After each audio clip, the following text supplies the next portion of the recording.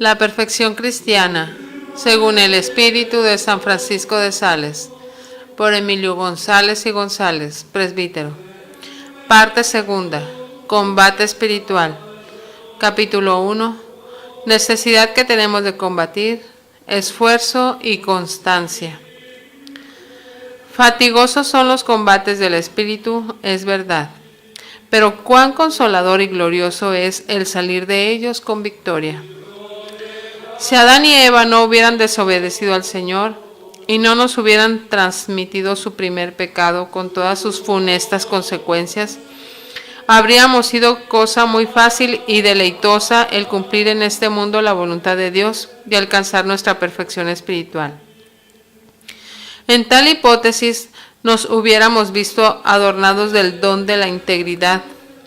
Nuestras pasiones hubieran estado sujetas sin esfuerzo a la razón a Dios, y no experimentaríamos en nosotros esta rebelión, esta lucha de la parte inferior contra la parte superior, de la carne contra el espíritu, lucha de que se lamentaba el gran apóstol, pues ni él mismo se vio libre de los estímulos de la concupiscencia.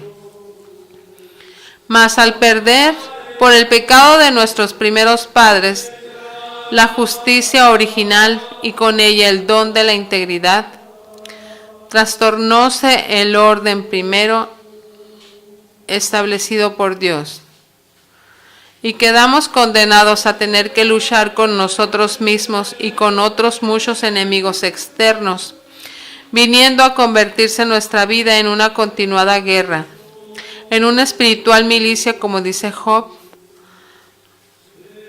Por consecuencia, no tenemos más remedio que combatir, si queremos evitar el pecado, cumplir la voluntad de Dios y así santificarnos y salvarnos.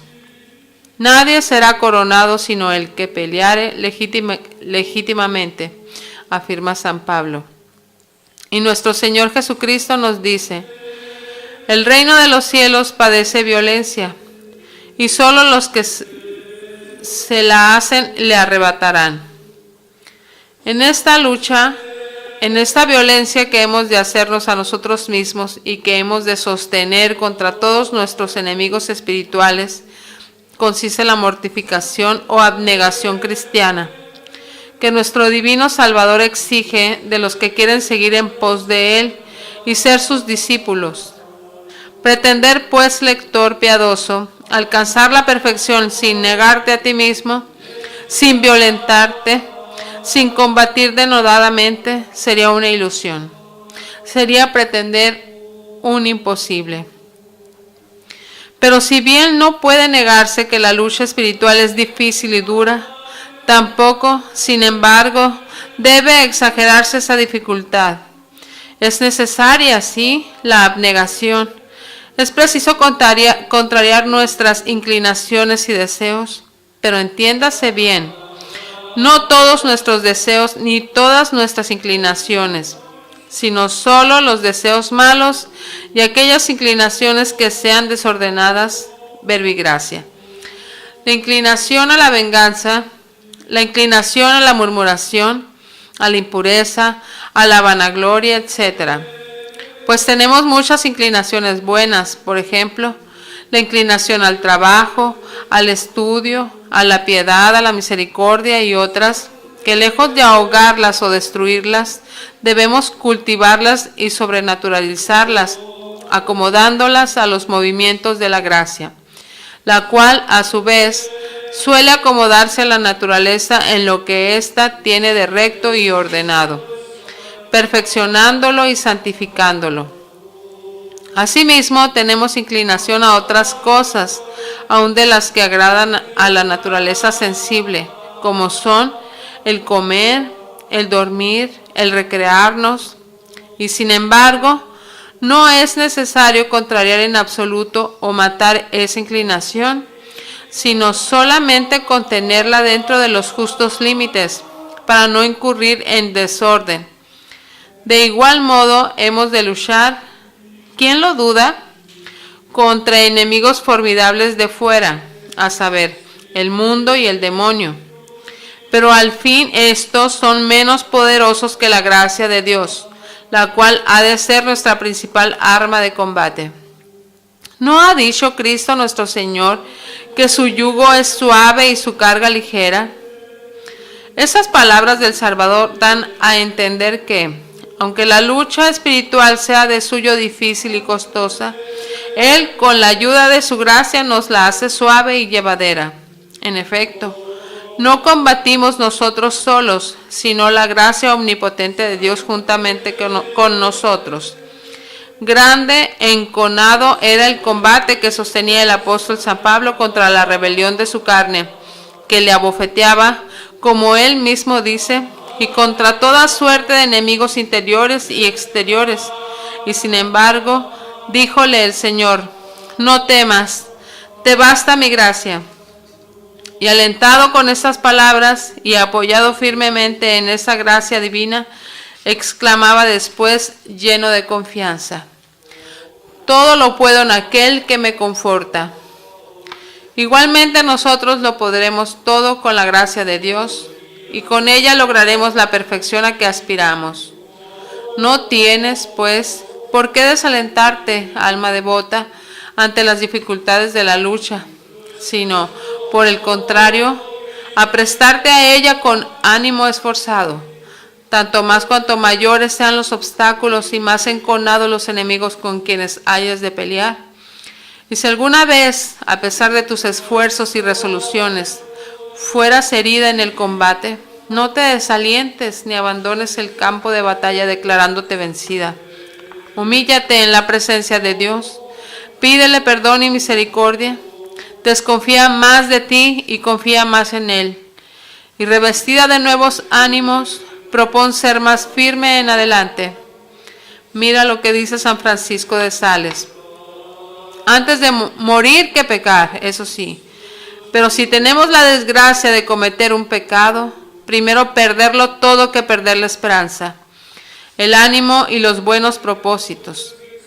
El desaliento es la tentación más ruin de todas, porque cuando el enemigo ha llegado a hacernos perder el valor que necesitamos para adelantar en la virtud, ha logrado mucho de nosotros y nos pone muy luego en el precipicio. No perdáis jamás la confianza en Dios. Si permite que caigáis, no es para que abandonaros, sino para que en adelante seáis más humildes y avisados. Considera bien, dice el libro de la Imitación, los heroicos ejemplos de los siervos de Cristo, y mira cómo sirvieron al Señor en hambre y en sed, en frío y desnudez, en trabajos y fatigas, en vigilias y en ayunos, en oraciones y santas meditaciones, en persecuciones y oprobios. Oh, cuántas y cuán graves tribulaciones padecieron los apóstoles, mártires, confesores, vírgenes y todos los demás que quisieron seguir las huellas del Salvador. Cuán graves y largas tentaciones padecieron, cuán frecuentemente fueron atormentados del enemigo, cuán dura guerra hubieron de sostener para domar los vicios. Aún hoy, las señales que dejaron dan testimonio de que fueron verdaderamente varones santos y perfectos, que peleando tan esforzadamente vencieron al mundo, al demonio y a sí mismos.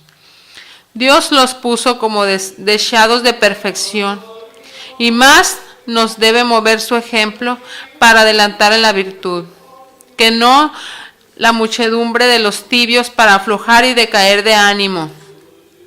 En consecuencia, resuélvete a combatir valerosamente como han combatido los santos, y no desmayes jamás, como no desmayaron ellos.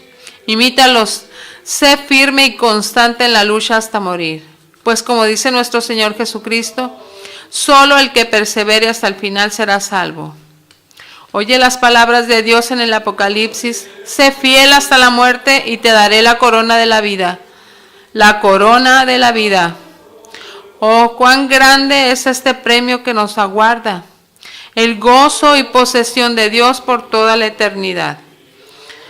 Los soldados y los gladiadores, decía San Pablo, Van al combate y se imponen toda suerte de privaciones y sacrificios por lograr un vano aplauso, una efímera corona. ¿Cuánto más debemos nosotros animarnos a combatir y vencer en las luchas del Espíritu para lograr una corona inmortal? Levanta tus ojos al cielo, mira a Jesucristo con todos sus santos. En el siglo tuvieron que sostener grandes combates, mas aquello ya pasó. Ahora, en cambio, comenzaron los goces que no pasarán jamás. Ahora se regocijan en Dios y están consolados y seguros. Ahora descansan en paz y permanecerán eternamente felices. Dichosos 1000 veces los trabajos que son remunerados con tan gran premio. Resolución.